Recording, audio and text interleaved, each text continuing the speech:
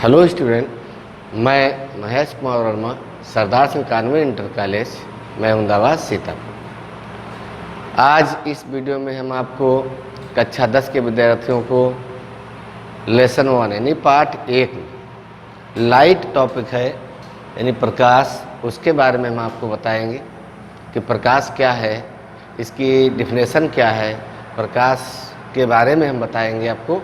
तो देखिएगा प्रकाश क्या है। सबसे पहले तो आप समझ लीजिएगा कि प्रकाश की सहायता से ही तो हम प्रत्येक वस्तुओं को देखते हैं। जो भी वस्तुएं हमें दिखाई देती हैं वो प्रकाश की सहायता से ही हमें दिखाई देती हैं। समझ गए?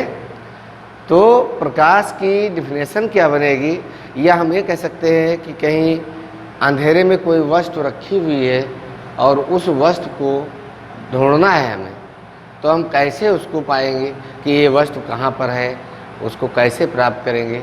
तो जब हम कोई किसी भी प्रकार से या यंत्र से प्रकाश उस पर डालते हैं तो वह प्रकाश उस वस्तु पर पड़ता है और वस्तु से उस प्रकाश की किरणें परावर्तित होकर के हमारी आँखों तक आती हैं। तभी तो हमारे आँखों में संवेदना उत्पन्न करती है, और जब आँखों पर वो किरणें पड़ती हैं तब हमको वो वस्तु स्पष्ट दिखाई देती है। तो इसकी डिफिनेशन भी देखिएगा बनी है।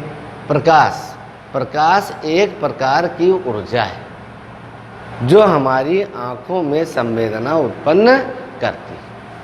प्रकाश एक प्रकार की ऊर्जा है जो हमारी आँखों में संवेदना उत्पन्न करती है। यानी जब हमारी आँखों को संवेदित करेगी तभी तो हम वस्तु को देखेंगे, इसके पहले नहीं देख सकते हैं।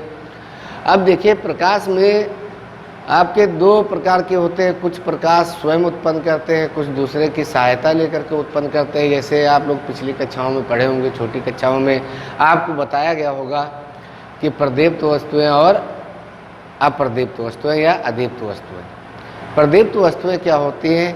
वह जो स्वयं का प्रकाश होता है, जिनमें स्वयं का प्रकाश होता है उन्हें प्रदीप्त कहते हैं, और अदीप्त जो होती हैं उनमें स्वयं का प्रकाश नहीं होता है। जैसे सूर्य है तो उसमें स्वयं का प्रकाश है, चंद्रमा है उसमें स्वयं का प्रकाश नहीं। तो ये भी आपको ध्यान रखना है कि जो हमारा दिया है कि प्रदीप्त वस्तुएं क्या हैं और अप्रदीप्त वस्तुएं क्या हैं, इनके बारे में भी आपको याद रखना है। प्रदीप्त वस्तुएं जो हैं उनमें स्वयं का प्रकाश होता है, जैसे में आप सूर्य दे सकते हैं, और अप्रदीप्त वस्तुओं में स्वयं का प्रकाश नहीं होता है, तो उन्हें जैसे आपका दिया गया है चंद्रमा है। अब आइएगा इसी के क्रम में हम आपको बताएंगे, ये भी याद रखना है आपको कि प्रकाश निर्वात में प्रकाश की चाल कितनी होती है। निर्वात में प्रकाश की चाल 3 × 10⁸ मीटर प्रति सेकेंड होती है। ये भी आपको याद रखना है, ये ऑब्जेक्टिव टाइप के क्वेश्चन में पूछा जाता है। अब आइए देखिए प्रकाश का परावर्तन। प्रकाश के बाद प्रकाश का परावर्तन। प्रकाश का परावर्तन क्या है? डेफिनेशन याद रखेंगे कि जब प्रकाश की किरणें किसी चिकने या पालिशदार सतह पर पड़ती है या सतह से टकराती हैं तो परावर्तन के पश्चात वह उसी माध्यम में लौट जाती है। इस घटना को हम क्या कहते हैं? प्रकाश का परावर्तन कहते हैं।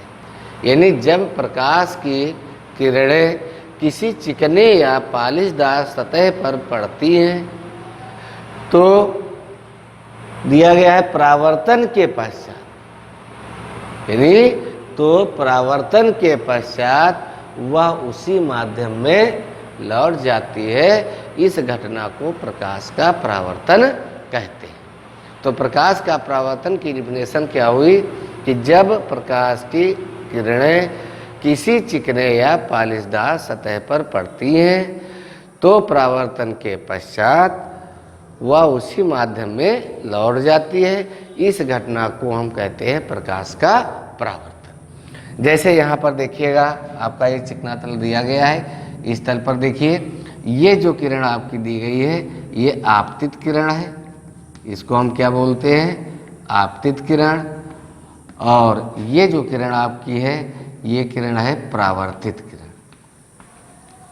परावर्तित किरण। और ये आपका जो है ये अभिलंब है, ये अभिलंब है, और ये आपका बिंदु जो है, इस बिंदु को हम बोलते हैं आपतन बिंदु। कौन सा बिंदु? आपतन बिंदु। ये भी आपको याद रखना है। तो जैसे देखिएगा, ये मान लो यहाँ से किरण डाली गई और इस आपतन बिंदु पर आई और टकराई, परावर्तन के पश्चात देखो उसी माध्यम में वापस लौट गई। तो इसी घटना को हम क्या कहते हैं? प्रकाश का परावर्तन कहते हैं। इस चीज़ को भी आपको याद रखना है, और याद करते करते आपको नोट्स भी बनाने हैं। फिर इसके बाद देखिएगा, आपको हमें बताएंगे कि प्रकाश के परावर्तन के बाद आपका आता है प्रकाश के परावर्तन के नियम। प्रकाश के परावर्तन के नियम क्या है? तो यहीं पर आप देखिएगा, पहले तो इस चित्र से ही आप समझ लीजिएगा।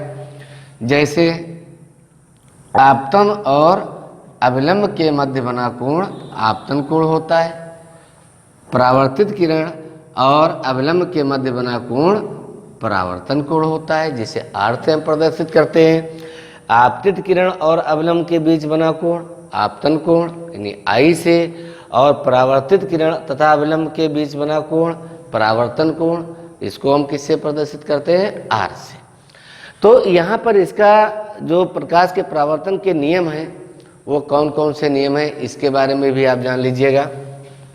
तो देखिएगा, पहला नियम क्या होगा, इसी को देख करके, यानी वो पहला चित्र जो आपका बना हुआ था, ध्यान रखना, वो आप प्रकाश के परावर्तन में बनाना, और इसके बाद जब हेडिंग आप डालेंगे प्रकाश के परावर्तन के नियम, तो आप इस चित्र को पुनः बनाएंगे और ऐसे ही आप निर्देशित करेंगे कि इसका आपतन कोण कौन है और परावर्तन कोण कौन है।